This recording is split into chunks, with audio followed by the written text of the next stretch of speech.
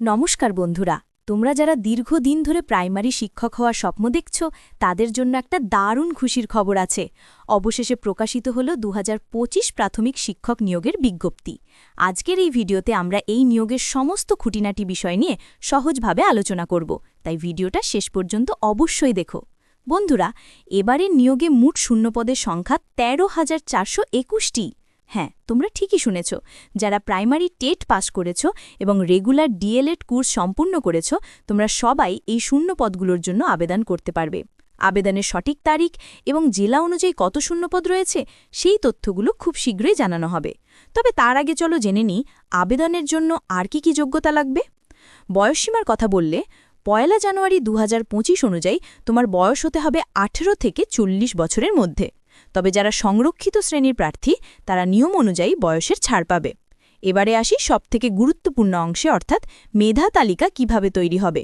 তোমাদের মেধা তালিকা তৈরি হবে মোট 50 নম্বরের ওপর ভিত্তি করে। চলো দেখিনি এই 50 নম্বর কিভাবে ভাগ করা হয়েছে।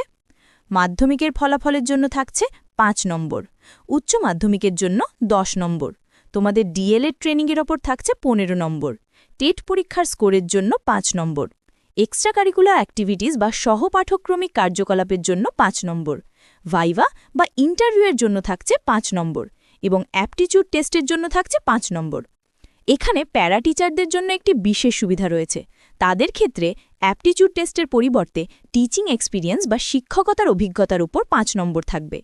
আবেদনের সময় তোমরা তোমাদের পছন্দের যে কোনো একটি জেলাকে প্রেফারেন্স ডিস্ট্রিক্ট হিসেবে বেছে নিতে পারবে।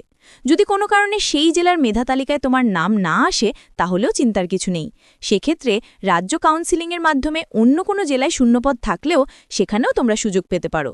তাহলে বন্ধুরা, প্রস্তুতি শুরু করে দাও। এটা একটা বিশাল বড় সুযোগ। পরবর্তী আপডেটের জন্য আমাদের চ্যানেলের সঙ্গে থেকো।